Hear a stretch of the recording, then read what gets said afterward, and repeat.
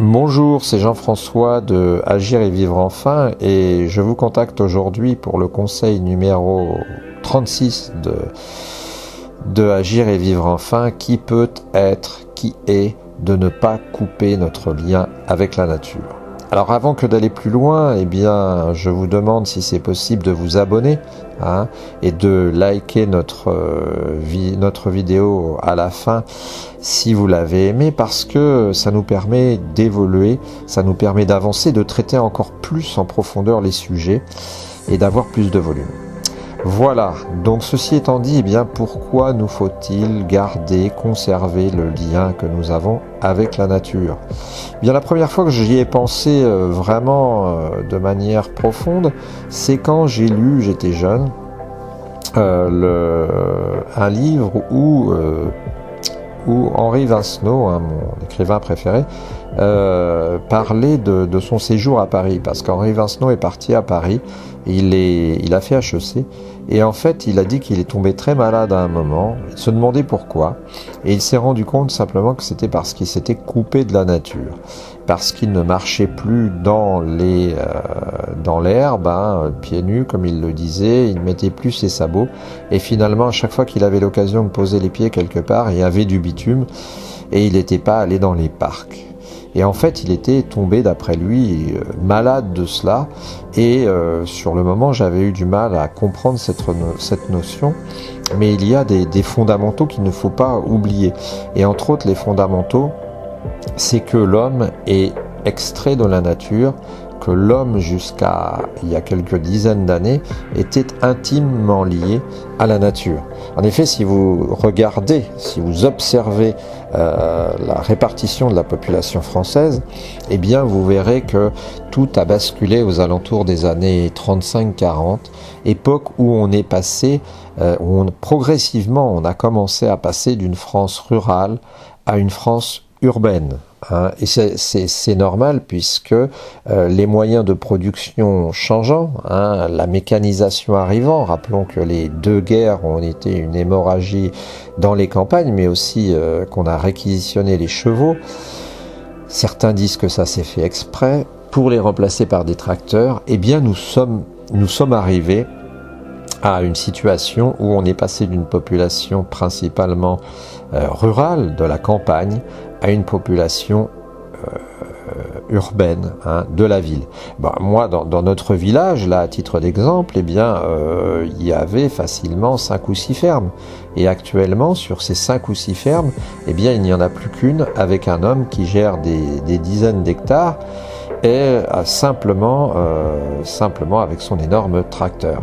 Donc nous sommes passés d'une population qui était en rapport avec la campagne, qui était en rapport avec la terre, puisque à cette époque-là, on n'avait pas encore mis en place le couple engrais et mécanisation, et qu'il fallait beaucoup de monde.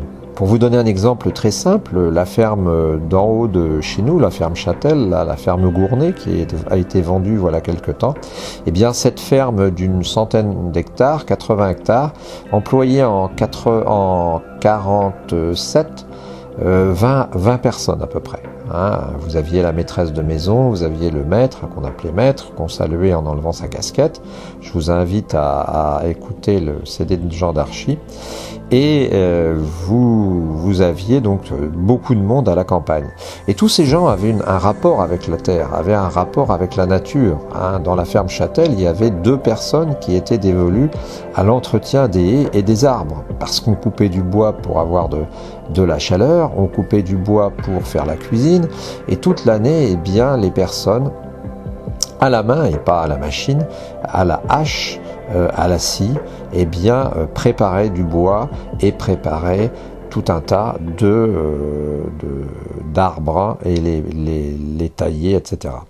Donc il faut se rappeler de ça, se rappeler que, alors certains diront que c'était de l'esclavage, parce qu'il est vrai que à cette époque-là c'était le contraire de maintenant, c'est-à-dire que maintenant on n'a plus du tout de considération pour les arbres, alors qu'à cette époque-là, pour intervenir même sur un arbre, il fallait demander la permission au propriétaire, et c'était quelque chose d'absolument, c'était un casus belli si par hasard vous aviez l'occasion de faire quelque chose que vous n'auriez pas dû faire. Si vous interveniez et que vous coupiez un arbre, ça pouvait vous entraîner, en tant que métayer, ça pouvait vous entraîner de gros problèmes.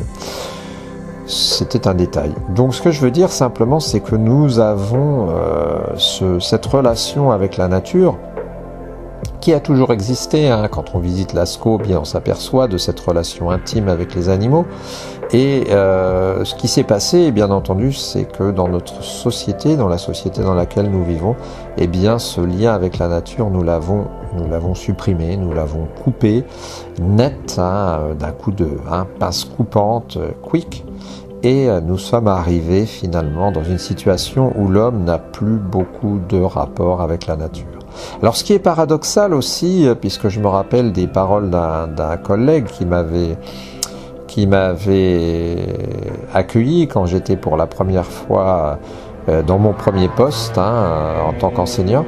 Il m'avait dit, tu verras ici, c'était dans la Manche, les gens ont le désavantage de ne pas habiter à la ville, mais ont aussi le désavantage de ne pas habiter, finalement de ne pas connaître le monde de la campagne. Et c'est vrai, et je l'ai constaté avec beaucoup d'enfants.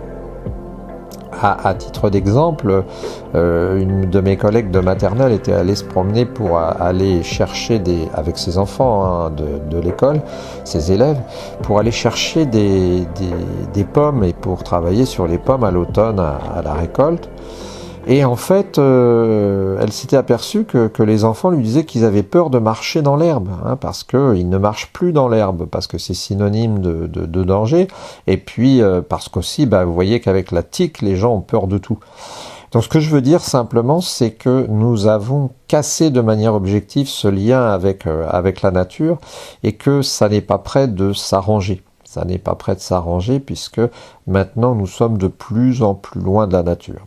Alors certes, il y a des mouvements, il y a des mouvements de gens qui pensent, qui prônent le retour à la nature, mais même avec cet épisode du Covid, eh bien on se rend compte que ça n'est pas aussi simple que cela, puisque habiter à la campagne, puisque vivre près de la nature, la vraie nature, on peut toujours le faire dans un parc à Paris ou dans une grande ville, eh bien la vraie nature, ça demande de l'habitude. C'est la campagne pour certains, c'est un lieu vide, désespérément vide. Et d'ailleurs, j'en parlais avec une relation hier, et cette personne me disait, mais il sera intéressant de savoir après le Covid, quel est le pourcentage de personnes qui vraiment resteront à la campagne et quel est le pourcentage vrai de personnes qui auront transformé leur essai,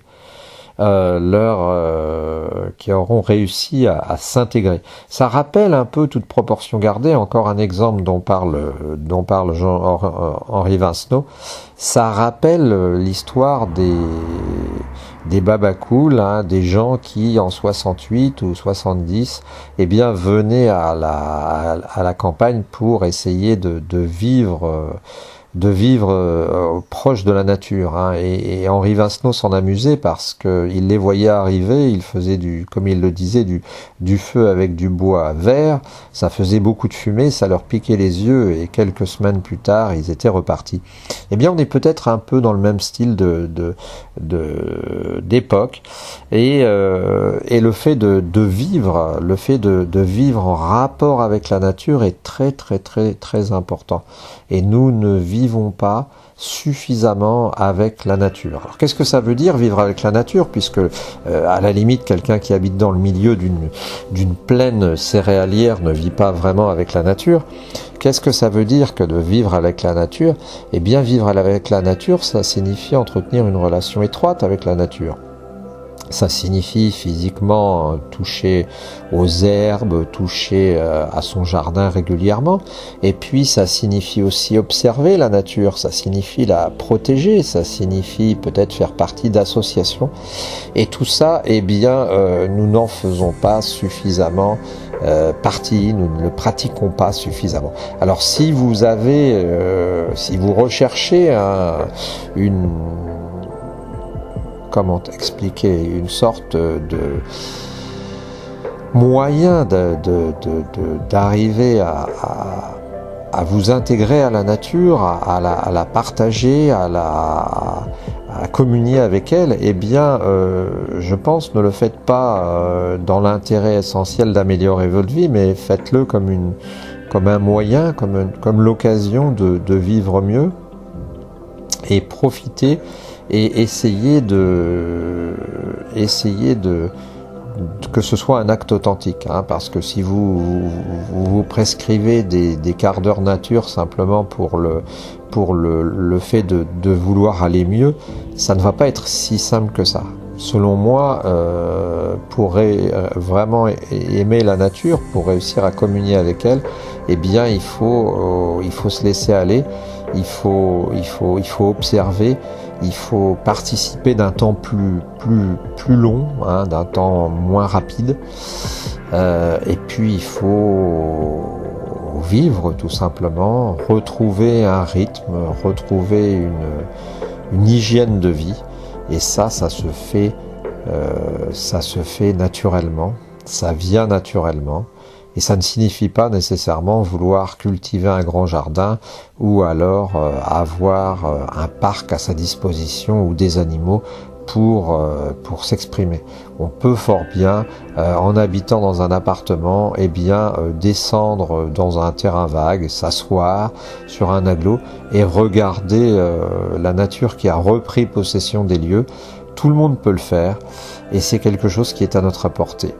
Voilà, eh bien j'estime avoir traité le sujet là dans ces grands contours.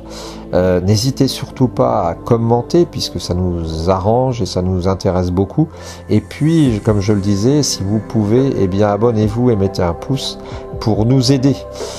Continuez de nous écouter, bonne journée et puis bonne et belle, comme je le disais, journée à vous.